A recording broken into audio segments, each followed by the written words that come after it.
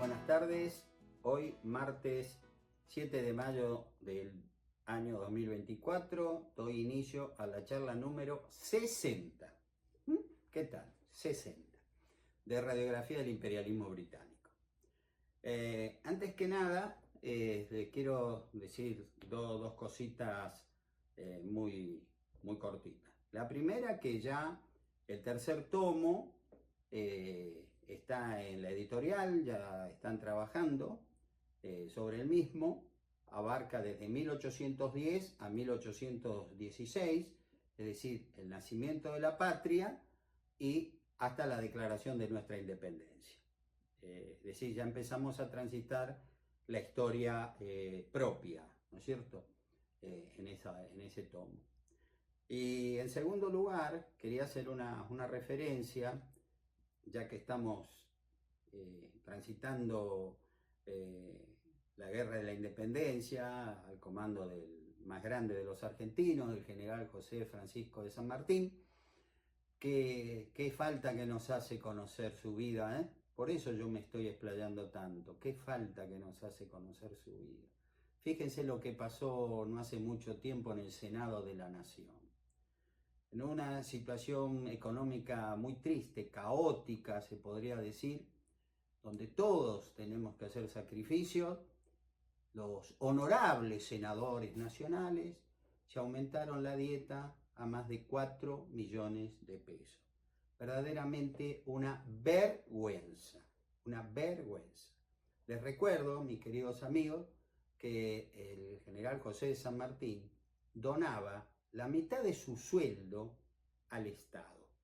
Es decir, con todo lo grande, con todo lo importante que hizo, cobraba la mitad. Y estos señores y señoras, que no sé verdaderamente qué han hecho por la patria, cobran 4 millones de pesos. En fin, cosas veré de Sancho, Don Quijote de la Mancha, Miguel de Cervantes Saavedra. Bueno, disculpen esta reflexión, pero la verdad que lo quería decir. Esa es la verdad. Bueno, estamos llegando al año 1820, al triunfo de la anarquía. El otro día, en la última charla, hablamos de cuando el general San Martín vuelve a Chile, que lo hace en camilla, en su 7º cruce, porque O'Higgins le dice, venga, que de alguna manera vamos a conseguir el dinero, y se consiguió para armar la escuadra, y usted se va a liberar el Perú. Pero ¿qué pasaba en nuestra patria? La situación tan caótica, tan temida por el padre de la patria se estaba dando. Iba a triunfar la anarquía. Entre sus antecedentes, se podría decir primarios, tenemos la sanción de la Constitución de la República Argentina, así se llamó, no de la Nación, de la República Argentina en 1819. La misma se promulga ese año, y al sancionarse, al ser promulgada, el director supremo de las Provincias Unidas en Sudamérica, brigadier Juan Martín de Pueyrredón, eleva su renuncia indeclinable al cargo, porque después de casi 3 años de estar en la primera magistratura, en el poder, este hombre no da más, está agotado física y psíquicamente. Entonces dijo, se promulga la Constitución, yo me voy a mi casa. Y se fue a su casa. Esta Constitución pecó en alguna medida de ingenuidad. ¿Por qué? Porque si bien técnicamente no es mala para la época, no se dieron cuenta, como parece que tampoco se dan cuenta los senadores actuales de la situación en que estamos viviendo, vuelvo a lo mismo, discúlpenme, de la realidad de nuestra patria en 1819. ¿Qué hombres estuvieron en su confección? Brillantes. Juan José Paso, el padre Antonio Sáenz, que va a ser el primer rector de la Universidad de Buenos Aires, Teodoro Sánchez de Bustamante, Diego Estanislao Zavaleta y Mariano Serrano. 5 hombres de fuste, de primera línea, un lujo, pero disociados de la realidad. No percibían la realidad que estaba sucediendo. Pasaba frente a sus ojos y no se percataron.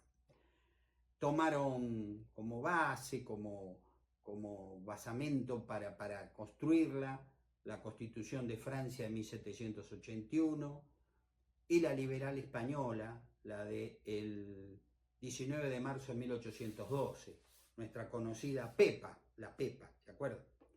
Pero eran documentos irreales para ese momento de nuestra patria. Fue jurada el 25 de mayo de 1812 y ese día, repito, el brigadier Juan Martín de Pueyrredón elevó su renuncia indeclinable. Aclaro, yo pongo la palabra indeclinable, que las renuncias son todas indeclinables. Si uno renuncia, renuncia. No hay que decir, bueno, renuncio pero un poquito, renuncio pero vuelvo. No, señor, cuando uno renuncia a un cargo es en forma indeclinable. En ese sentido, me permito recordar una anécdota que lo tiene como protagonista principal, o los tiene, fueron dos personas, el sacerdote Manuel Alberti y el doctor Mariano Moreno. Cuando Moreno ha renunciado a la Junta, a la llamada primera Junta, por la incorporación de los diputados del interior. Entonces Alberti, a los días, creo que al otro día, lo va a ver y le dice, doctor Moreno, ¿en qué sentido tenemos que entender su renuncia? ¿No? Porque no quería que se fuera del gobierno. Y Moreno le respondió algo que para mí es brillante y que define lo que es una renuncia. En el único carácter que tiene una renuncia, en el carácter de indeclinable. Las renuncias son indeclinables. Lo demás son mentiritas, por llamarlo de alguna manera. Bueno, el análisis de esta Constitución nos dice que constaba de 138 artículos y se le agregaron otros 12 con un apéndice, a lo último para darle mejor forma. El Poder Legislativo estaba formado por un Congreso bicameral, pues tenía una Cámara de Senadores y otra de representantes, que hoy le decimos diputados. El Poder Ejecutivo lo ejercía el director del Estado, ese era el nombre, que duraría 5 años en el cargo y que era el comandante supremo de las fuerzas de mar y tierra. Era elegido por ambas cámaras legislativas, o sea, uno elegía a nuestros representantes y ellos elegían al director del Estado. Tenía que ser mayor de 35 años de edad, y podía ser reelegido una sola vez. O sea, al término de los 5 años podía tener otro periodo de 5 años y nada más. El Poder Judicial estaba formado por una alta Corte de Justicia y tribunales inferiores, que no viene al caso explayarme más sobre el tema. Y lo que sí quiero hacer mención es que esta Constitución prácticamente desconocía las autonomías provinciales, en esa época llamado federalismo. Eso no eran entes autónomos, eran meras divisiones administrativas, para la idea de esta Constitución, cuyos jefes eran nombrados desde Buenos Aires por el director del Estado. Eran unos meros delegados del poder central y las provincias unos convidados de piedra.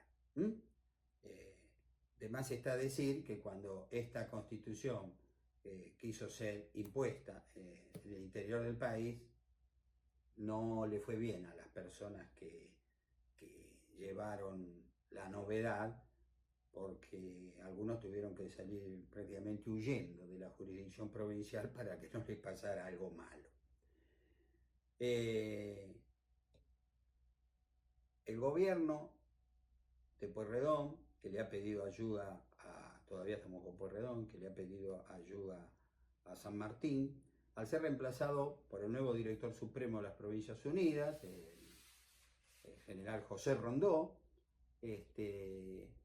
convoca, llama de urgencia al Ejército Auxiliar del Perú, que estaba prácticamente en Tucumán, replegado ya en Tucumán, y al Ejército de Cuyo. Ya me expuse que el Ejército de Cuyo, el Ejército de los Andes, no viene. San Martín, con lo poco que le queda, cruza Chile en camillas, eso ya lo hablé, no lo voy a repetir. Y el Ejército del Norte o Ejército Auxiliar del Perú sí empieza a descender para respaldar al gobierno de las Provincias Unidas del Río de la Plata, el gobierno central. Pero van a llegar los primeros días de enero de 1820 a una posta que pasó a la historia porque allí se produce un hecho gravísimo. Es la posta de Arequito, ¿no? La posta de Arequito, sobre la margen del río Carcarañá, de golpe y porrazo, las tropas que no quieren luchar contra López y Ramírez, que son los caudillos litoraleños que están enfrentando al directorio, se han puesto de acuerdo diciendo no, nosotros no vamos a matarnos entre hermanos, o sea que se acabó. ¿Y qué pasó con ese ejército? Prácticamente se disuelve. Parte vuelve a Tucumán, parte va a Córdoba, otros a Santiago del Estero, y allí van tomando el poder distintos caudillos, Bustos, en Córdoba, por ejemplo, el coronel Ibarra en Santiago del Estero, y enterado de lo que ha ocurrido en Tucumán, el teniente gobernador de la misma, que es Araoz de la Madrid, va un paso más allá, crea la República del Tucumán. Ya no solo se disuelve las Provincias Unidas, sino que este hombre asume como presidente de la República del Tucumán. Era nada más que un coronel de milicias, Bernabé Araoz de la Madrid. Pero bueno, este hombre lo que sí cometió fue una bajeza, la que yo ya expliqué en la última charla. Le pone grilletes, estaba enfermo el general Belgrano, grilletes en su cama, en sus piernas, y atados, digamos, enganchados en su cama, que luego, por supuesto, ante la protesta de muchísimos vecinos tucumanos, le son quitados al general Belgrano. Fíjense a lo bajo que habíamos llegado. O sea, el país se va atomizando en pequeñas, llamémoslas, no digo que fueron republiquetas, pero algo parecido. Cuyo también va a correr esa suerte. Se van a formar las provincias de Mendoza, San Juan y San Luis. Es decir, que se puede prácticamente mencionar que San Martín no terminó de cruzar los Andes y Cuyo ya no existía más como provincia. Tu querida provincia de Cuyo. Explotó todo. Fue algo increíble. En San Juan, el 9 de enero de 1820, prácticamente el mismo día que ocurre el levantamiento de Arequito, se produce la secesión de San Juan de la provincia de Cuyo y se meten presos a oficiales que habían estado a órdenes del general San Martín. Y cuando el coronel Rudecindo Alvarado desde Mendoza marcha para sofocar esa revuelta, le dicen: si usted sigue avanzando los degollamos a todos. Ante esa perspectiva que hizo Alvarado, retrocedió a Mendoza, mandó llamar a parte del regimiento de granaderos a caballo que estaba en San Luis y prácticamente de urgencia se traslada a Chile, ¿no? Porque dice, si nos quedamos acá se disgrega todo, se acaba el ejército en los Andes. ¿Qué pasó con estos oficiales capturados en San Juan? Pues los mismos fueron cobardemente asesinados por sus captores, que les mintieron diciéndole: los llevamos para que se hagan cargo de ustedes en Tucumán. Mentira. Cuando llegaron a un ranchito en una localidad, una pequeña localidad llamada Aguangos, los hicieron marchar prácticamente sin darle agua ni comida, los alojaron en un ranchito, estaban extenuados y en horas de la noche entra un grupo de cobardes, fascinerosos, que estaban bien comidos, bien descansados y los asesinaron. Esa fue la primera matanza que hubo entre los dos grupos llamados unitarios y federales, y fueron cometidas por gente de ideología federal. El hombre que había capitaneado la revuelta de San Juan, un hombre que traicionó la confianza que en algún momento le tuvo el general José de San Martín, era el que luego de la revuelta se asciende a sí mismo a coronel, Mariano Mendizábal, que asume el gobierno de la provincia de San Juan, de la nueva provincia, pero como la traición generalmente tiene vida corta, él también es traicionado. Y el 24 de marzo de 1820 es depuesto por otros acólitos que estuvieron en la revuelta. Va a ser muy extraño lo que ocurre con Mendizábal, porque en San Juan, por las dudas o por lo que sea, no se lo quiere ajusticiar, porque el hecho era ese. Entonces lo envían para el norte, Tucumán no lo quiere, llega a Salta, Güemes dice, no, yo no tengo nada que ver con esto, y lo devuelven. Bueno, llega otra vez a San Juan y de San Juan se lo sacan de encima y lo mandan a Chile, cruza la cordillera, Mendizábal.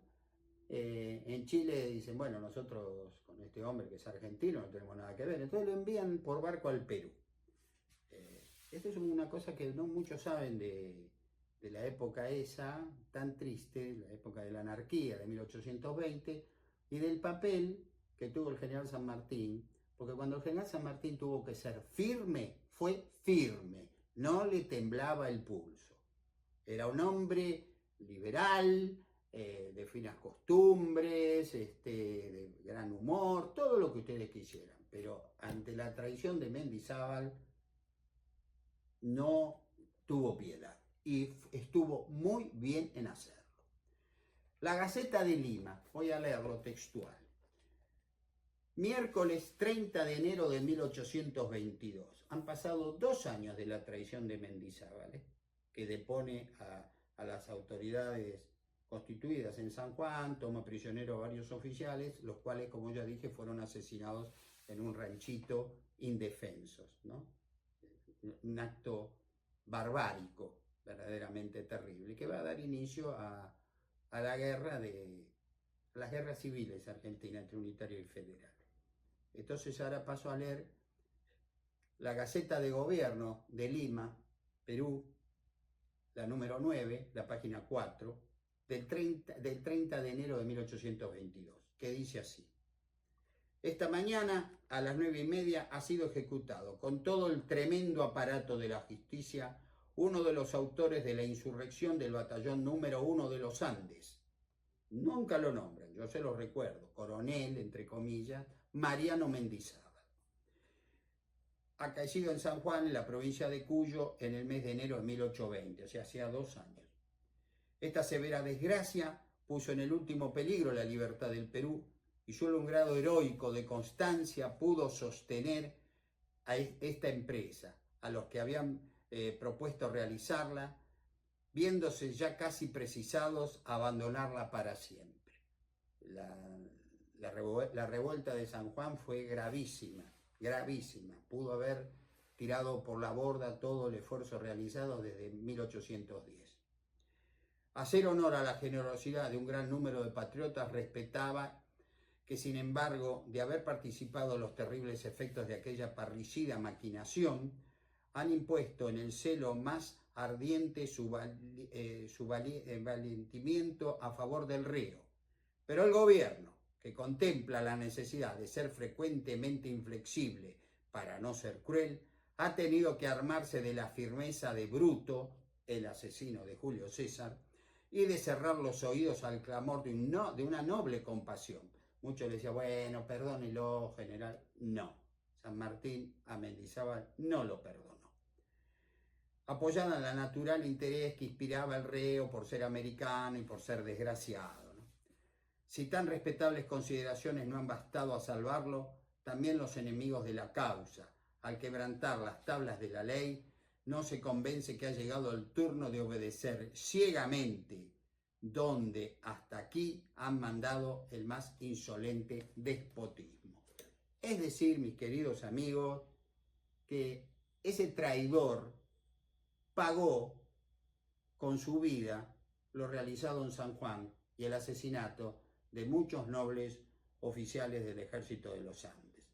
Yo acá, por una cuestión de tiempo, para no ser pesado en esta charla, solo lo menciono así, no digo al pasar, pero sin dar nombres y precisiones. Por supuesto que en el cuarto tomo está todos los detalles de su asesinato, quiénes fueron, y verdaderamente creo que lo hecho con Mendizábal, desde mi humilde punto de vista, fue perfecto. Respaldo en un todo la inflexión del general San Martín. Este hombre no puede ser perdonado, este hombre es un traidor a la patria, y a los traidores a la patria se los fusila, y muy bien fusilado estuvo. Bueno, el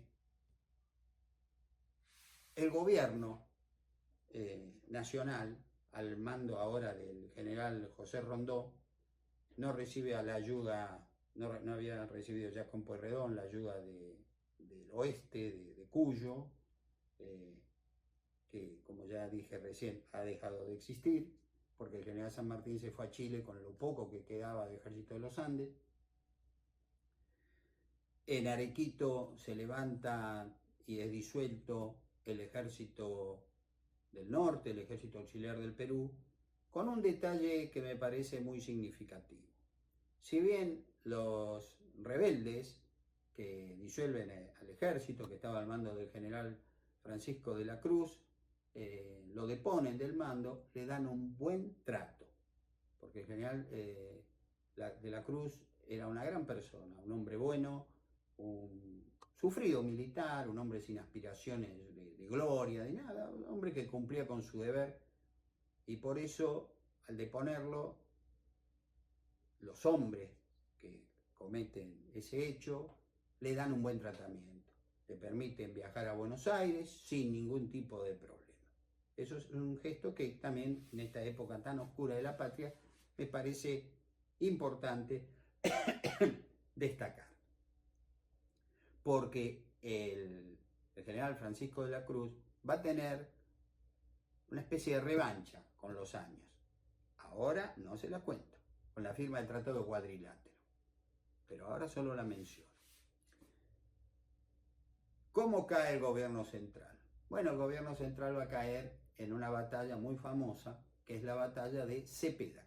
La primera batalla de Cepeda, porque hubo otra en 1859 en el mismo lugar. Esta es la primera batalla de Cepeda. 1 de febrero de 1820. ¿Quiénes se enfrentan? Las tropas nacionales, las disminuidas tropas nacionales, el general José Rondó,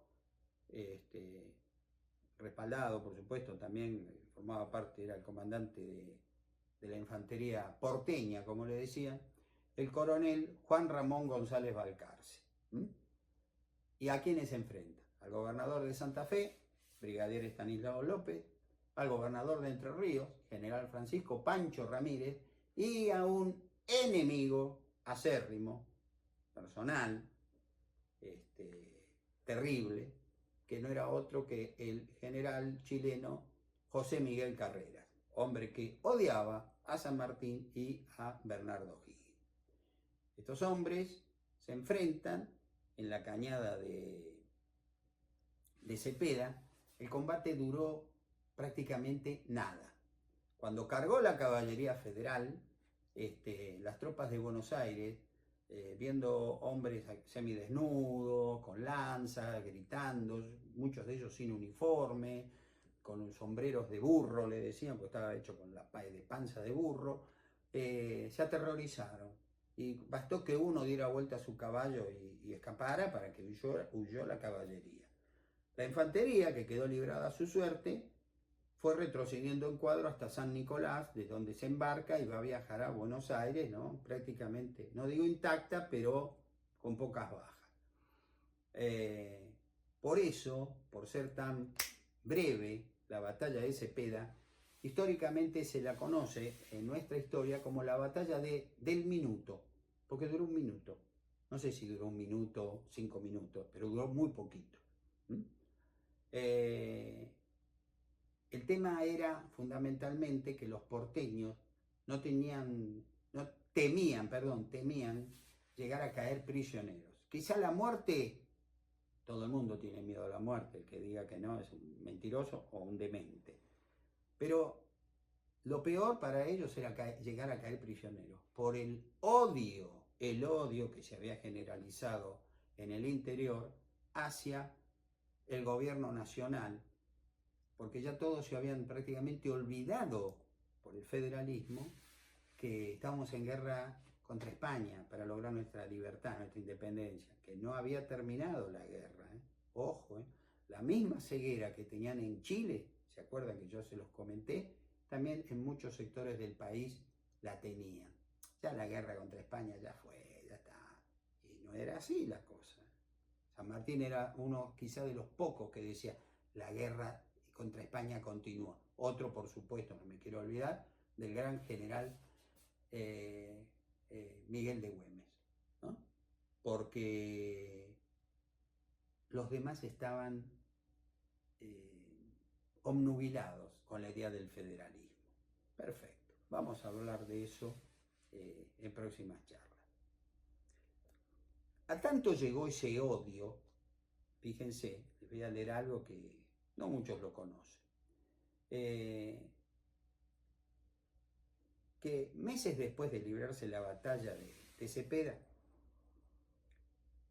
un viajero que venía del norte hacia Buenos Aires escribió lo siguiente: llegué al anochecer al campo llamado de Cepeda, donde hacía pocos meses se había librado una batalla entre las fuerzas de Santa Fe y Buenos Aires. Santa Fe, Entre Ríos y Carrera contra los de Buenos Aires. En el patio de la posta donde paré, me encontré de 18 a 22 cadáveres en esqueleto tirado al pie de un árbol, pues los muchos cerdos y millares de ratones que habían en la casa se habían mantenido y se mantenía aún con sus restos. Estaban insepultos los cadáveres de soldados porteños. Al ver yo aquel espectáculo tan horroroso, fui al cuarto del maestro de la posta donde estaba, al que encontré en cama, enfermo con asma. Le pedí que mandase a sus peones a que hicieran una zanja y enterraran aquellos restos y me contestó. Yo creo que esta es la mejor definición, la mejor pincelada para describir una época. No haré tal cosa, me recreo en verlos, son porteños. Este hombre salía cuando estaba bien y caminaba, pongámosle a este árbol, para hacer algo, ¿no? Ahí en la posta, que no era muy grande, había de 18 a 22 cadáveres comidos por los cerdos, por los ratones, las aves de rapiña. Dijo, no haré tal cosa, no los voy a enterrar, son porteños. Entre aquellos restos de jefes y oficiales debe haber algunos provincianos, entre ellos el de un valiente oficial chileno llamado Hurtado. Pero en aquella época deplorable era ser porteño, porque para ellos era porteño el que servía al gobierno nacional. Esto lo escribió el señor Celedonio Balbín, que fue un hombre que vendía elementos, un proveedor del ejército, en su obra Apuntes sobre el general Belgrano. Este hombre, siendo muy viejito, escribió esa obra y al tomar contacto con la misma el general Bartolomé Mitre, que había comenzado a preparar su brillante trabajo sobre el general Belgrano, luego escribiría sobre el general San Martín, lo fue a ver y le contó cosas que solo él conocía del gran general Manuel Belgrano. O sea, fue un hombre que dijo la verdad, y en este caso la dijo. De 18 a 20 cadáveres o 22 cadáveres arrojados ahí en el suelo, que servían de alimento a los cerdos, a los ratones, a las aves de rapiña, solo porque eran porteños. Cuánto odio, por favor, cuánto odio. Pero así se vivía en esos tiempos. El general Rondó salvó milagrosamente su vida ante la huida de la caballería. Se pudo esconder en parte en lugares de la cañada de Cepeda y desde allí ordenó al resto de sus tropas concentrarse en Morón. Le confiere al general Miguel Soler el mando de las mismas, mientras todo esto ocurría, mientras la anarquía había triunfado, López y Ramírez exigían al Cabildo porteño la disolución del Congreso Nacional, que lo calificaron de traidor. Este Congreso Nacional traidor para López y Ramírez fue el que el martes 9 de julio de 1816 en San Miguel de Tucumán declaró nuestra independencia. Lo que pasa, como ya se los conté, por la presión realista de Tucumán bajó a Buenos Aires. O sea, eran traidores para estos dos gobernadores. Bueno, supuestamente era un país libre, ¿no? Las opiniones hay que respetarlas. Obtenido esto, exigieron que se llamase un cabildo abierto para que se eligiera una nueva junta de representantes de la provincia de Buenos Aires, a la que asistieron 182 vecinos, que por esa razón se llamó momentáneamente al Cabildo de Buenos Aires el Cabildo Gobernador, para que ellos eligieran a un nuevo gobernador, que por supuesto tenía que contar con su simpatía. Y así, el jueves 17 de febrero de 1820, poco más de 2 semanas después de su triunfo en Cepeda, fue elegido un hombre que era de su agrado, Manuel de Zarratea, quien, entre otras cosas de su pasado, tenía una gran animosidad con el general José de San Martín. Por eso, fíjense, Congreso traidor y San Martín, ellos tenían la ayuda o el apoyo también de José Miguel Carrera, San Martín no se libró de algunos epítetos muy fuertes de estos dos hombres. El Tratado de Pilar. Apenas asumió Zarratea, marchó al pueblo de Pilar, donde estaba acampado el ejército federal, y luego de una breve discusión, el miércoles 23 de febrero de 1820, se firmó el llamado Tratado de Pilar, que fue el primer pacto de los preexistentes que menciona la Constitución Nacional Argentina, en el preámbulo. Dicho tratado constaba de 12 artículos, y si bien se hablaba de amnistía, eso era nada más que un decir, porque al mismo tiempo los dos gobernadores triunfantes querían enjuiciar a los directores supremos y a los congresistas que habían formado parte del directorio. O sea, de 1814 a 1820 van a ir todo a juicio, y con un resultado que la verdad daba miedo. Se pactó el retiro inmediato de los vencedores de Buenos Aires y la ayuda pecuniaria y militar que Buenos Aires les tenía que dar a ellos por los gastos de la guerra, en especial porque era temible, era posible una invasión portuguesa desde la banda oriental. Se le comunica al general José Gervasio Artigas que hasta hace poco tiempo atrás era su superior, pero no se lo denominó como su jefe, ¿no? No era ya el comandante de los pueblos libres, no. Le dijeron capitán general de la banda oriental, o sea, lo rebajaron, le dieron prácticamente el mismo nombre, el mismo título que ostentaban ellos, uno en Santa Fe y el otro en Entre Ríos.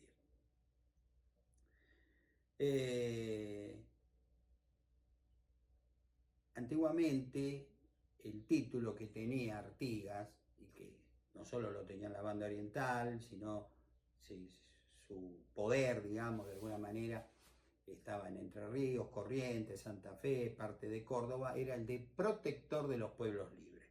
No, ahora lo habían degradado a un simple capitán general de la banda oriental. Por supuesto que Artigas, cuando recibió el Tratado de Pilar, una copia del Tratado de Pilar, y ese tratamiento no le gustó, nada, y va a luchar contra uno de los que habían sido hasta hace poco un fiel lugarteniente, Francisco Pancho Ramírez. Pero Artigas era un hombre derrotado por los portugueses, y Ramírez, con López y Carrera, eran los vencedores sobre Buenos Aires. La ecuación no daba bien para Artigas. Y así fue que se va a enfrentar con Ramírez, y luego de varias escaramuzas y batallas, va a ser derrotado y se tuvo que ir al Paraguay, donde nunca más volvió. Yo quiero leer, si bien en algún momento voy a referirme a este tema, cómo fue el final del general José Gervasio Artigas. Casi 30 años vivió Artigas en el Paraguay, silencioso y olvidado. Su tremenda frustración es un reflejo del drama argentino. Cuando su país se convirtió en Uruguay, exclamó: "Ya no tengo patria". Nunca quiso volver a su tierra transmutada en una república independiente. Había soñado a su banda oriental como provincia federada dentro de una gran nación, no como un pequeño país atormentado de soberanía limitada y condicionada. Pero hasta en el más allá sería perseguida su memoria. Tras la muerte, en 1850, se lo despojó sutilmente de la nacionalidad, pues de oriental argentino, que como siempre se llamara, pasó a ser uruguayo por imposición de una historia oficializada. La historia de quienes, tras aceptar la segregación de la banda oriental, segregaron de nuestro pasado a una de las más altas y significativas personalidades. Por eso pasó siglo y medio antes que José Gervasio de Artigas, el más notable caudillo argentino, tuviera un monumento en Buenos Aires. En cuanto a su reubicación histórica, ya la ha hecho un uruguayo raigal, Alberto Metol Ferré. Artigas es mucho más que nosotros, y nosotros su fracaso histórico. El Uruguay es la negación de Artigas, y su futuro será su reafirmación. Esto lo escribió el gran historiador argentino Miguel Ángel Sena en su obra Argentina-Brasil, 4 siglos de rivalidad. Y creo que verdaderamente fue una perfecta descripción de los hechos. Para que ustedes vean el desprecio que se tenía al interior hacia todo lo que representaba Buenos Aires, cuando López y Ramírez y Carrera llegaron a nuestra capital, contemplando la pirámide de Mayo, que en ese entonces estaba ubicada frente a la Catedral de Buenos Aires, con gran desdén, Francisco Pancho Ramírez, después de observarla, se acercó, se bajó del caballo y displicentemente ató la rienda en una verja cuadrada que protegía al primer monumento patrio. Para él, la pirámide de Mayo no representaba nada, era nada más que algo de los porteños. El odio había triunfado. Así, lo que San Martín tanto había temido se había concretado en muy poco tiempo. Explotó en San Juan, se acabó con la provincia de Cuyo, Córdoba hizo lo suyo, Santiago del Estero, Tucumán, en fin. Cuánta razón tuvo el Libertador al temer que la anarquía triunfase. Mis queridos amigos, con esto, con este trago amargo, digamos, doy por concluida la charla número 60. En la próxima vamos a estar un poco más contentos porque el Libertador va a cumplir su viejo sueño. Se va a ir en una escuadra a liberar al Perú. Les agradezco como siempre su atención y sus comentarios. Y si hay una crítica, por supuesto, también será bienvenida. Muchísimas gracias por su atención. Buenas tardes.